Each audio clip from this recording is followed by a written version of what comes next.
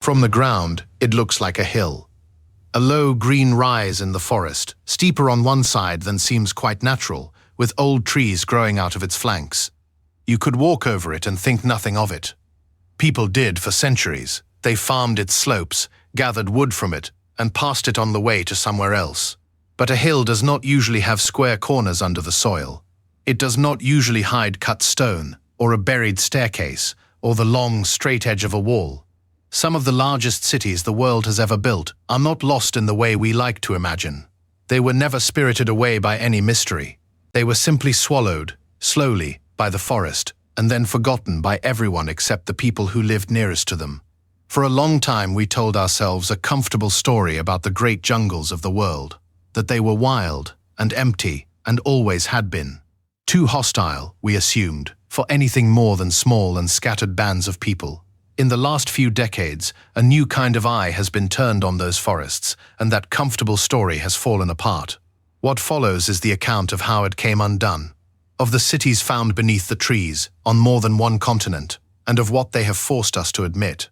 Not about the jungle, in the end. About ourselves, and how badly we had misread it. A word before we begin, about scale. The places ahead lie on different continents and belong to different centuries, built by peoples who never met and never could have. What links them is not a shared empire or any shared trade. It is a shared fate. Each was raised in a forest. Each was, in time, taken back by that forest. And each, in our own age, has begun to surface again.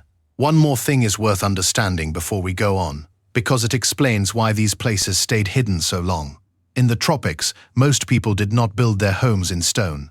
They built in wood and thatch and packed earth, materials the forest devours within a few years of being left alone. What survives is seldom the city as it once looked.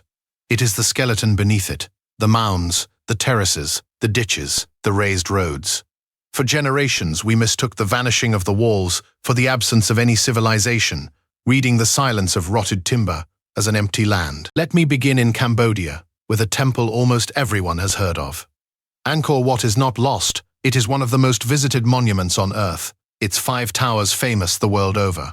For a century, we studied its temples, mapped its carvings, and believed we understood the place, a magnificent religious complex, standing in the jungle. The jungle was the part we had wrong.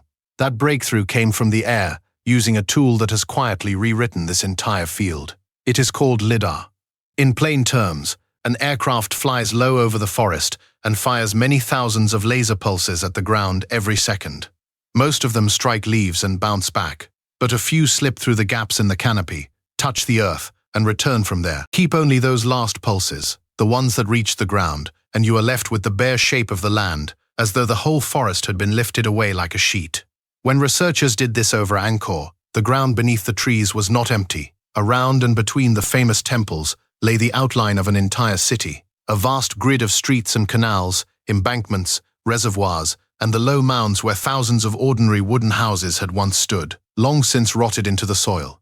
Angkor had never been a lone temple in the wilderness. It had been the ceremonial heart of one of the largest cities of the pre-industrial world, a sprawling settlement that may have held many hundreds of thousands of people. By some measures, its greater urban area made it the most extensive city anywhere on Earth before the modern industrial age. The laser also picked out features that no one can yet fully explain, curious geometric patterns and coils pressed into the ground, whose purpose is still argued over. Even now, having finally seen the city, we cannot read every line of it. Further off, on a forested plateau called Phnom Kulen, the same laser found something older still. The clear outline of an earlier capital, laid out in a careful grid that had been sitting under the trees, unmapped and unwalked, for more than 1,000 years. What remains uncertain is exactly how many people this whole landscape held, and precisely why, in the end, it faded.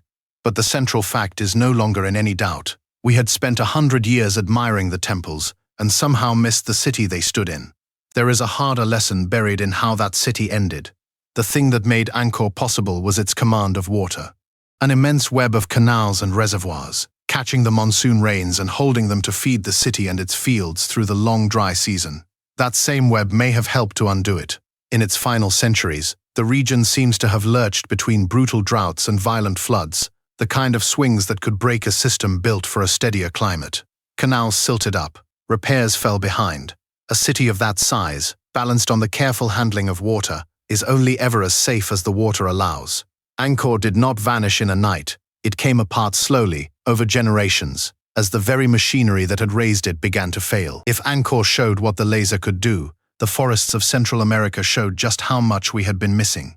In the lowland jungle of northern Guatemala stand the famous Maya ruins, Tikal with its steep temples breaking up through the canopy. For generations, these were understood as ceremonial centers, grand but rather isolated, set in a difficult and thinly peopled forest. A large laser survey, published in 2018, overturned that picture in a single stroke. Across a wide stretch of that forest, the survey revealed more than 60,000 structures that no one had ever recorded.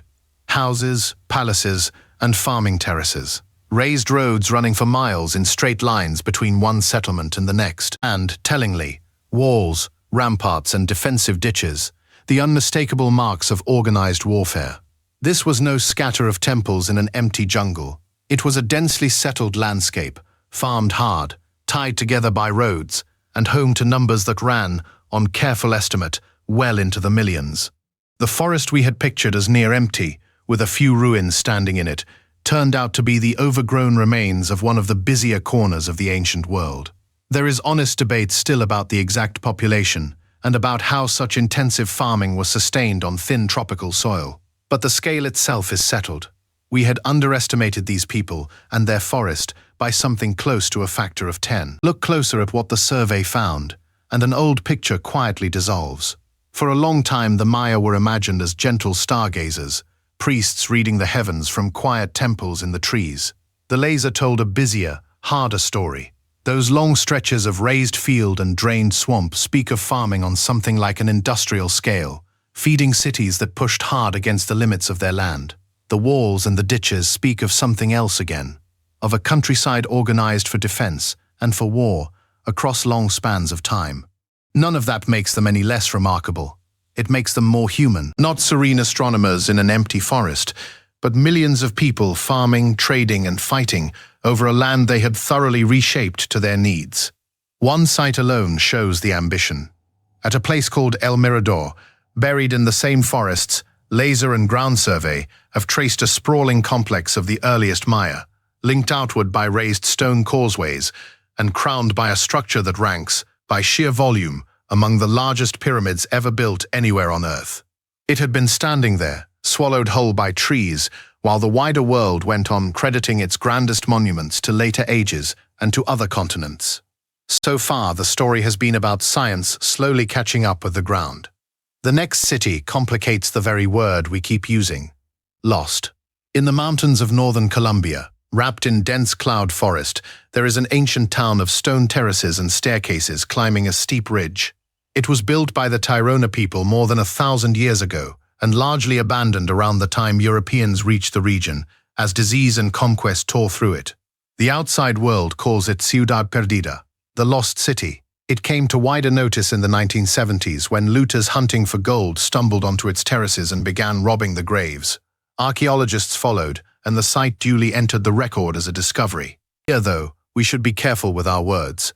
This city had never been lost to everyone. The indigenous peoples of these mountains, the descendants of the Tairona, had never forgotten it.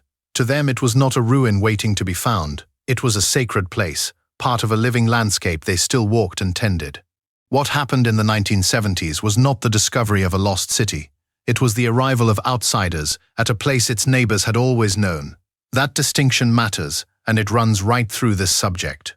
Time and again, what we call a lost city was lost only to us.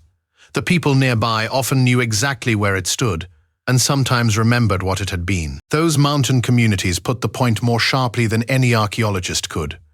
They call themselves the elder brothers, and they call the rest of us the younger brother, the one who rushed out into the world and forgot how to look after it. For years they kept their distance, and kept their knowledge to themselves. Only later, and strictly on their own terms, did some of them agree to share a little of it. To them, the terraces are not the whole of the thing either. This one town was a single knot in a far wider web of settlements, tied together by paved stone paths across the mountains. We arrived and named a lost city. They had been living, the entire time, in what remained of a country. Which brings me to a case I want to handle with care, because it shows the opposite danger. Not the ignoring of local knowledge, but the letting of a good story run far ahead of the evidence. Deep in the rainforest of eastern Honduras, in a region called La Mosquitia, there had long been tales of a white city hidden somewhere in the jungle, a place of gold, sometimes called the City of the Monkey God. For the better part of a century, adventurers went looking for it, and came back with little more than rumors. In recent years, a laser survey of that region did find something real. Beneath the forest lay the earthworks of genuine settlements from before the arrival of Europeans, plazas and mounds, built by a culture we still understand very poorly. A team later walked into one of these sites and confirmed it on the ground. This was a genuine and important find, but the way it was first announced, wrapped in the old legend of a lost white city and a monkey god, drew sharp criticism from other archaeologists.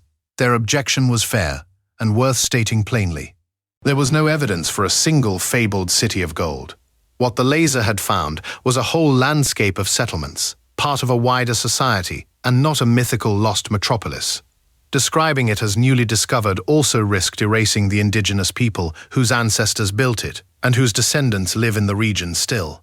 So the honest version is quieter than the legend, and better for it.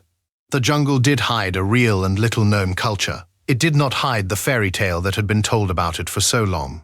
Keeping those two things apart is the entire discipline. A real ruin is not made more real by dressing it in a myth. There is a deeper reason the old framing does harm. For centuries, ruins across the Americas were credited to almost anyone but the ancestors of the people living beside them. A vanished white race, wanderers from some distant, more familiar civilization. Anyone, it always seemed, but the obvious builders. That habit is not harmless. It quietly writes living peoples out of their own history. So when the science in Mosquitia is done with care, it points not to a mythical lost race, but to a real and distinct local culture, its own thing, neither Maya nor imported. There is a gentler irony here as well. Left alone for so many centuries, that abandoned country became a stronghold for wildlife, one of the last refuges of its kind in the region. The forest that hid the cities had also, quietly, kept them safe. Every city so far has been, in the long view, fairly recent. This next discovery pushes the story much further back, and into a place almost no one expected to find a city at all. Where the Andes fall away into the Ecuadorian Amazon, near a volcano called Sangay, researchers turned the laser on the valley of a river called the Upano. What they mapped there, announced only recently, was startling even to people well used to these surprises. A network of settlements joined by wide, straight roads, with hundreds of raised earthen platforms where houses had stood, and fields laid out in neat order between them. The startling part was the age. This was not a matter of a few centuries. The earliest of it reaches back around 2,500 years, which makes it, on current evidence, the oldest known network of cities anywhere in the Amazon. Set that against the old assumption. We had believed the Amazon too poor and too wild to support anything more than small, roaming groups. Here instead was dense, planned settlement, as old as many of the classical cities around the Mediterranean, built and maintained in the rainforest for something like 1,000 years. Exactly who these people were, and how their society was arranged, is still being pieced together. But the age alone forces a rethink. Urban life in the jungle was not some late and fragile experiment. In places, it turns out to be very old indeed. The detail that stays with me is the roads. These were not footpaths worn between huts. Some ran wide and dead straight for long distances, cut deliberately into the earth, joining one settlement cleanly to the next. A road like that is never the work of a few families. It is the work of a coordinated society, one able to plan across a whole valley, gather the labor to build, and then keep it in repair across many generations. And all of this was taking shape while, on the far side of the world, the early cities of Greece and Rome were only just finding their feet.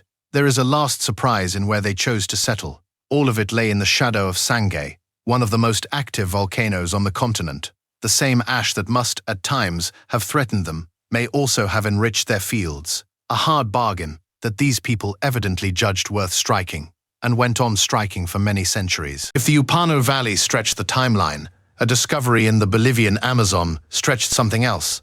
Our sense of what these builders could actually do. In the lowlands of northern Bolivia, in a country of grassland that floods for part of every single year. The laser revealed the remains of settlements left by a people we call the Kasarabe culture. These were not simple villages.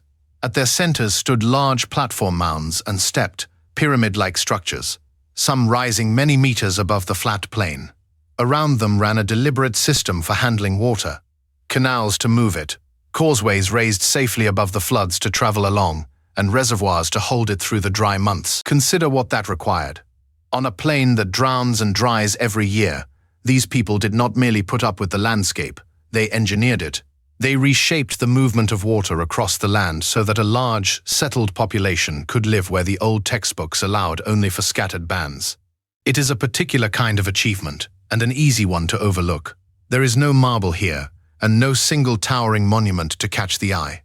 The brilliance lies in the earthworks, in a quiet command of water and soil, spread across the whole landscape in a form that only the laser, looking down from above, could finally read. What makes it harder still to dismiss is the material they worked in. No cut stone, no metal tools, no wheel. And yet they raised monuments, some of the stepped structures climbing perhaps 20 meters above the plain, from earth alone, shaped and piled and shored up with immense patience. We have long carried a quiet prejudice that real civilization must mean stone and metal. The Kasarabe answer it plainly. They built an organized, monumental world out of soil and water, on ground that drowns every year. And then, some centuries before any European reached them, their society came apart, for reasons still unclear, and the grass and the forest closed back over the mounds. Not every one of these discoveries came from a laser. One of the strangest came from a bulldozer. In the Brazilian state of Acre, in the far western Amazon, the clearing of forest for cattle pasture began to expose something odd in the bared ground. Enormous geometric shapes, dug into the earth, perfect circles and squares and joined enclosures, their ditches running wide and deep, far too regular to be natural. Hundreds of these earthworks have now been found, and there are thought to be many more still understanding forest. They are old, built and used across many centuries before the Europeans came. The discovery carries an uncomfortable edge. We are seeing them only because the forest that hid them is being destroyed.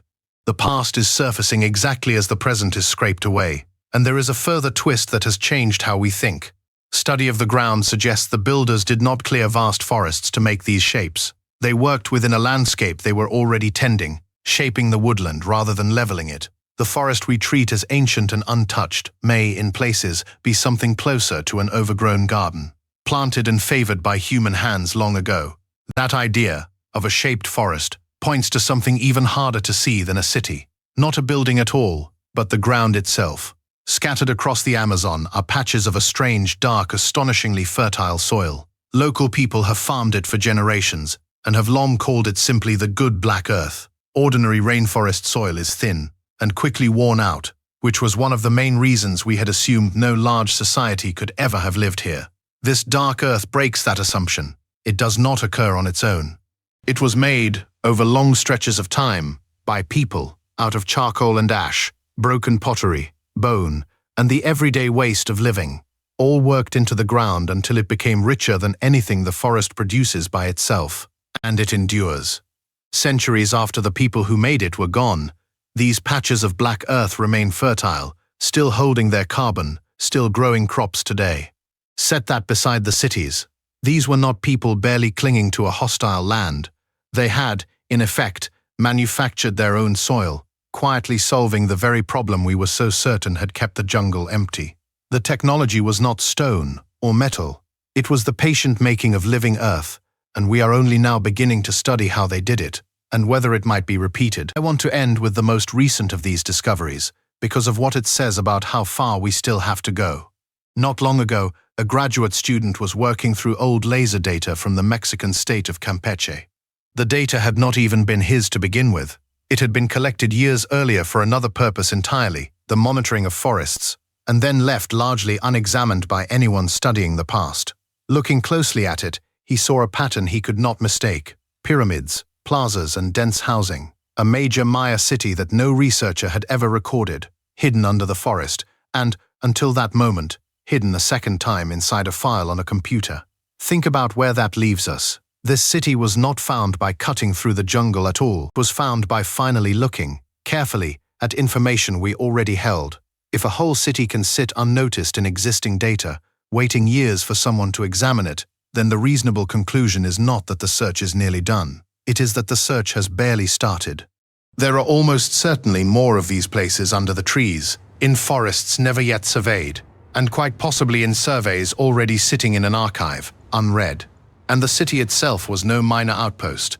In that stretch of forest, it stood dense with buildings, by some measures rivaled only by the very greatest known site in the region. A place on that scale, pyramids and all, simply unrecorded until someone thought to scroll through the right file. Set against all of this is a sobering figure. Only a small fraction of the world's tropical forest has ever been scanned in this way. The laser is a powerful eye, but it has so far been passed over just a sliver of the ground. Most of the canopy to this day has never once been asked what it is keeping underneath. So let me gather the thread, because it is not really about ruins. Across the great forests of the world, on more than one continent, we assumed we were looking at wilderness. Empty, timeless, untouched. And beneath the trees, over and over, lay the opposite: cities, roads, reservoirs. The patient earthworks of vast numbers of people who had shaped these forests long before we ever arrived to call them wild. These forests had not been hiding primitive relics. They had been keeping the remains of civilizations we had simply refused to expect. It is worth asking why we refused. Part of it was the plain limit of what we could see through a canopy, but part of it was expectation. We failed to find these cities partly because we were not truly looking, having already decided the forest was empty. The eye slides over what the mind has ruled out in advance. Two things stay with me from all of this. The first is about the tool. A single instrument, a laser fired from a low-flying aircraft, has overturned in barely 2 decades what we believed about human history across the tropics. It is worth remembering how much of our old confidence rested on nothing more than an inability to see. The second is quieter, and it is about people. So often, the city we called lost was known all along to those who lived beside it. Our great discovery was, again and again, simply the day the outside world caught up. There is a weight to this beyond wonder. The forests we are clearing so quickly are not only reservoirs of living things, they are archives of our own past, most of them still unread. Every stretch burned or bulldozed may carry off a chapter of human history with it, unrecorded and gone. And increasingly, the people best placed to read those chapters are the descendants of the builders themselves, no longer cast as bystanders to discovery, but recognized as the ones who knew first. I find I can no longer look at an unbroken stretch of forest and see only trees. I have learned that a canopy makes a very good roof, and I have learned to stand at the edge of one and wonder how many cities are waiting underneath it still, patient, overgrown, and nothing like as lost as we would like to believe.